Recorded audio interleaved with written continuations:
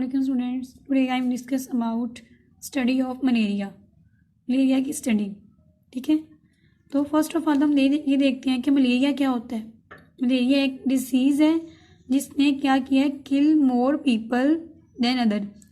इसने जो बाकी भी डिसीज़ हैं, लेकिन जो मलेरिया की डिसीज़ है इसने बाकी डिसीज़ की निस्बत उसके मुकाबले में ज़्यादा लोगों को किल किया है, ज़्यादा लोगों की क्या हुई है, डेथ हुई है इससे. ठीक हो गया. अब बायोलॉजिकल मेथड में ये क्या है कि एक बायोलॉजिकल प्रॉब्लम है मलेरिया. ठीक हो गया. अब जो मलेरिया है ये पाकिस्तान के साथ साथ और भी बहुत सी कंट्रीज़ में है ये डिज़ीज़ फैली हुई है. अब नेक्स्ट है कि मोर देन 2000 ईयर्स अगो, 2000 साल पहले क्या था, फिजिशियन किसे कहते हैं, तबीब को. ठीक है, डॉक्टर को क्या कहते हैं, फिजिशियन. तो उन्होंने जब इसके बारे में सर्च की, इस बीमारी के बारे में देखा, तो उन्होंने क्या अंडरस्टैंड किया, उन्होंने ये अंडरस्टैंड किया कि ये बीमारी क्या है, ये चिल्स और फीवर की भी बीमारी है. ठीक है, इसमें क्या है, इस बीमारी में क्या होता है, इस डिजीज़ में क्या होता है, सर्दी लगती है और बुखार होता है. ठीक है, और इसके बुखार के भी क्या, रिक्यूरिंग अटैक्स, मतलब रिक्यूरिंग अटैक्स का मतलब है बार बार उसके अटैक होते हैं बुखार के, कभी उतर जाता है बुखार, कभी फिर हो जाता है. ठीक है, तो ये फीवर और चिल्स की डिसीज़ है जिसमें बार बार बुखार होता भी है और बार बार उतर भी जाता है. ठीक है, कभी 2 घंटे में हो गया, फिर 1 घंटा उतर गया, फिर 2 घंटे बाद हो गया. तो ये इस टाइप की ये डिजीज़ है. ठीक हो गया. और फिर अब ये होती कैसे है, जो मार्शी एरियाज होते हैं, ठीक है, दलदली इलाके जिन्हें कहते हैं, तो उनमें जो स्टेगनेंट वाटर, खड़ा हुआ जो पानी होता है, तो वो क्या कर देता है, वो पॉइजन एयर, हवा को क्या कर देता है, जहरीला कर देता है.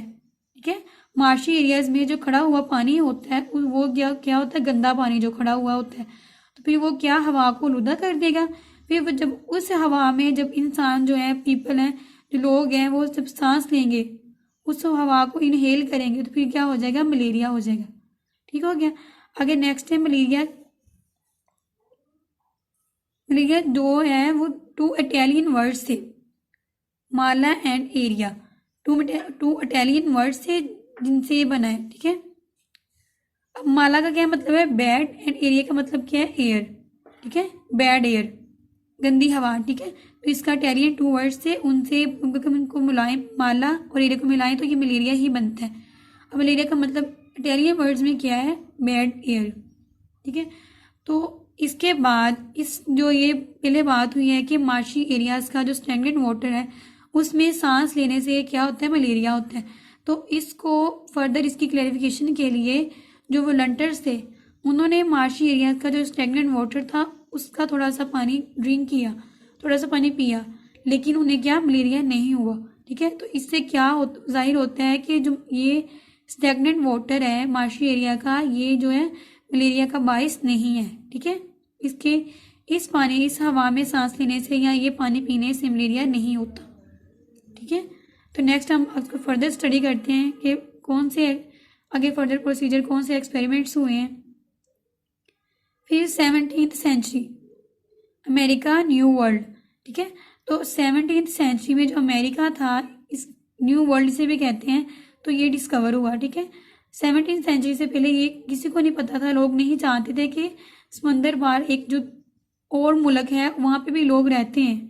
ठीक है, तो अमेरिका के बारे में किसी को नहीं पता था, कुछ लोग जो कंट्रीज थी वो उसके बारे में नहीं जानती थी. ठीक है, तो 17th सेंचुरी में जब अमेरिका, जिसे हम न्यू वर्ल्ड कहते हैं, तो वो डिस्कवर हुआ, तो बहुत से प्लांट जो हैं, जैसे मेडिसिनल प्लांट, जिसे हम क्या कहते हैं, मेडिसिनल प्लांट्स, ऐसे प्लांट्स हो के मेडिसिन के तौर पे यूज़ होते हैं.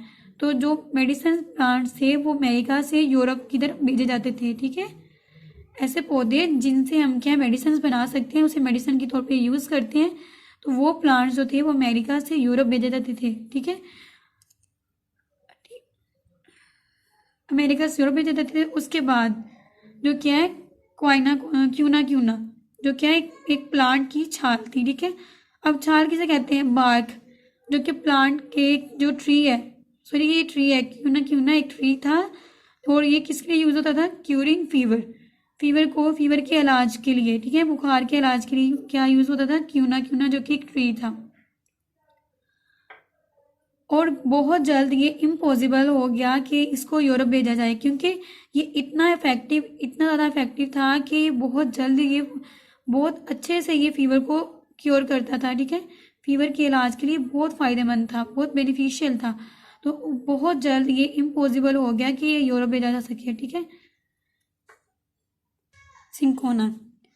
सिंकोना जो है वो सिमिलर है क्यूना से। ठीक है, सिंक्यूना की जो बाग है वो क्यूना की बाग से बहुत सिमिलर है। तो जब क्यूना की बाग को यूरोप कंट्री में भेजना इम्पॉसिबल हो गया, तो कुछ जो डिसऑनेस्ट मर्चेंट्स थे, जो बेईमान ताजर थे, तो उन्होंने क्यूना की जगह पे ये जो सिंक्यूना की बाग थी इसे यूरोप कंट्री में भेजना शुरू कर दिया। ठीक है, लेकिन ये जो डिसऑनेस्टी थी वो क्या मैनकाइंड के लिए बहुत बेनिफिशियल साबित हुई।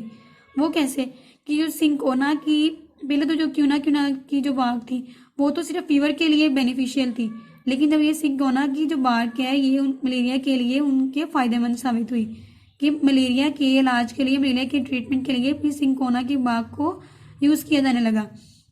और जो जो सिंकोना की बाग है उसमें एक केमिकल होता है जिसका नाम क्या है, क्यूनिन केमिकल है। और ये बहुत ही इफेक्टिव, बहुत फ़ायदेमंद जो है, बहुत मौसर ये दवा है किसके लिए, मलेरिया के लिए, मलेरिया के इलाज के लिए, मलेरिया के ट्रीटमेंट के लिए ये बहुत ही बेनिफिशियल बाग है जो कि सिंकोना बाग है। ठीक है, तो अब ये जो बायोलॉजिस्ट थे, जो फिजिशियंस थे, उन्होंने ये तो जान लिया कि सिंकोना से उसका इलाज कर लिया मलेरिया का, लेकिन उन्हें उसकी जो काज था, उसकी मलेरिया की वजह थी, वो अभी तक वो उन्हें पता नहीं थी। वो अननाउन थे या अंडरस्टैंड उनके नहीं किया हुआ था, नॉट अंडरस्टैंड या अननाउन थे वो मलेरिया के काज थे कि मलेरिया होता कैसे है, उसकी वजह क्या है।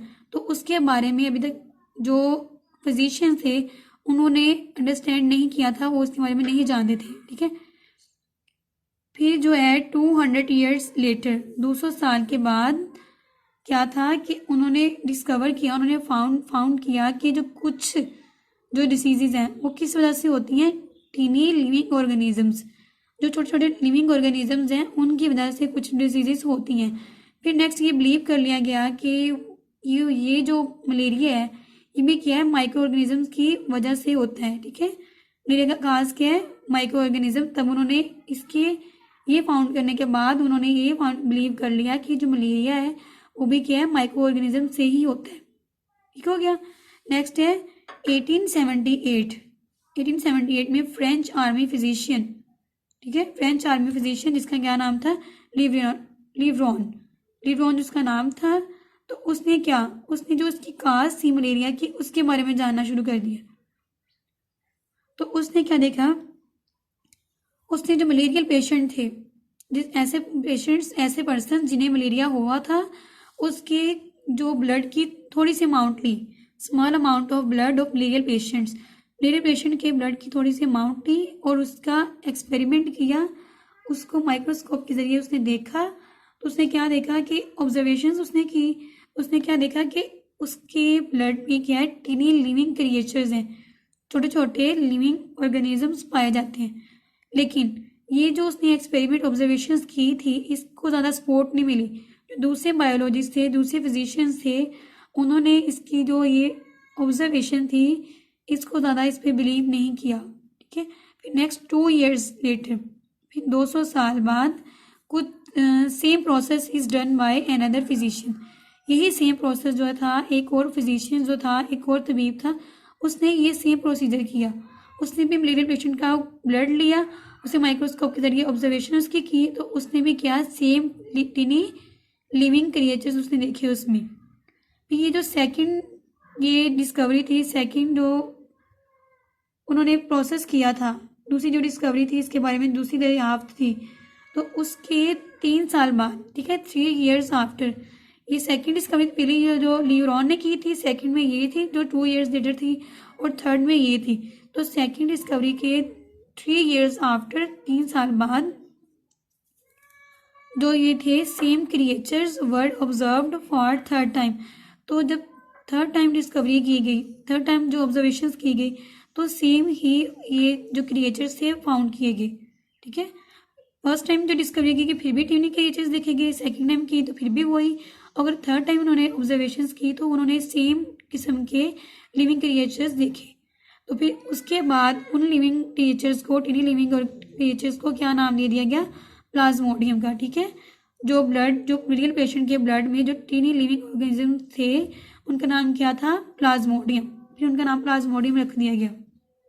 19th सेंचुरी के जो लास्ट पार्ट था उसमें बहुत से काज सामने आए थे मलेरिया के, कि मलेरिया होने की वजह ये है, मलेरिया होने की वजह ये, तो ये बहुत से काज उसके सामने आ रहे थे मलेरिया के 19th सेंचुरी के लास्ट पार्ट में।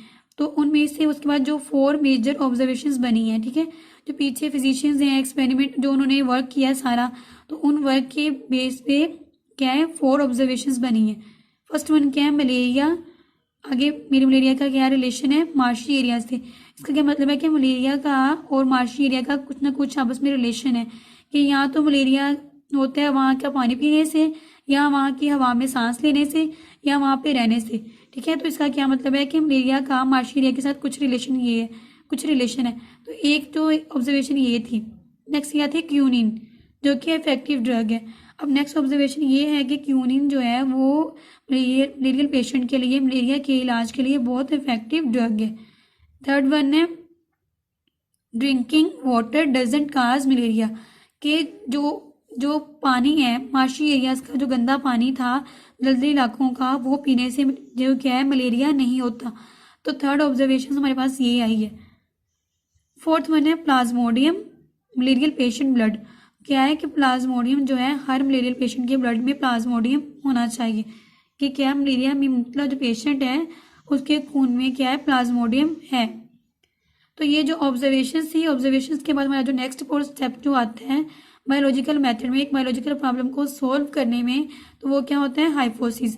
तो इन ऑब्जर्वेशंस को देखते हुए क्या हाइपोथेसिस बनी है कि Plasmodium is the cause of malaria. ये मलेरिया का काज क्या है? मलेरिया की वजह क्या है? प्लाज्मोडियम। प्लाज्मोडियम की वजह से क्या होता है? मलेरिया होता है, मलेरिया फैलता है। ठीक हो गया। अब नेक्स्ट हाइपोथेसिस जो होगी, तब एक जो हाइपोथेसिस जो होती है, एक बायोलॉजिस्ट जो होता है, एक साइंटिस्ट जो होता है, उसे ये नहीं पता होता कि उसकी जो हाइपोथेसिस जो है वो ट्रू है या रॉन्ग है, लेकिन वो अपनी हाइपोथेसिस को ट्रू मानते हुए डिडक्शंस निकालता है। तो इस जो हाइपोथेसिस ये वाली थी, इसे क्या डिडक्शंस निकली हैं? If plasmodium is the cause of malaria then all person ill with malaria should have plasmodium in their blood. अगर प्लाज्मोडियम जो है मलेरिया की वजह है, तो तमाम पर्सन जिन्हें क्या मलेरिया हुआ है, जो मलेरिया की वजह से बीमार हैं, तो उनमें क्या है? उनके ब्लड में क्या प्लाज्मोडियम होना चाहिए। क्या है कि प्लाज्मोडियम जो है वो अगर मलेरिया की वजह है, तो फिर जो जिन पर्सन्स को मलेरिया हुआ है, तो उन तमाम के ब्लड में जो है प्लाज्मोडियम होना चाहिए। ये तो डिडक्शंस थी। अब इस डिडक्शंस को चेक करने के लिए कि हाइपोथेसिस ट्रू है, उसकी डिडक्शन ट्रू है, तो नेक्स्ट क्या है? एक्सपेरिमेंट्स किए जाएंगे। इसका नेक्स्ट स्टेप होगा एक्सपेरिमेंट का।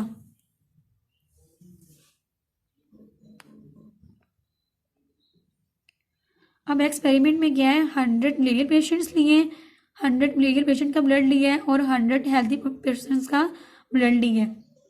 अब इन दोनों को टेस्ट किया है। ठीक है, तो इनके टेस्ट करने से जो देखा गया कि जो 100 मलेरियल पेशेंट्स थे, तो उनके 100 के 100% में क्या प्लाज्मोडियम मौजूद है, जबकि जो 100 हेल्थी पर्सन थे उनमें से सिर्फ 7 जो पर्सन थे उनके ब्लड में प्लाज्मोडियम देखा गया, कि ऐसे पर्सन जिन्हें मलेरिया था तो उनके सबके ब्लड में क्या था? प्लाज्मोडियम था।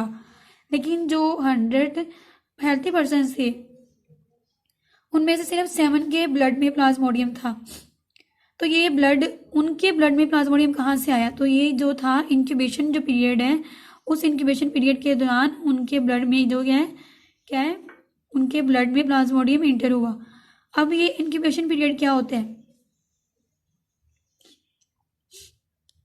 इंक्यूबेशन पीरियड ऐसा पीरियड है जब जो है एक पैरासाइट जो है, ठीक है, एक पैरासाइट जो है जब वो किसी होस्ट की बॉडी में इंटर होते हैं और उसमें जो सिम्टम्स करते हैं, डिसीज की सिम्टम्स पैदा करने से पहले का जो पीरियड होता है वो क्या? Incubation period.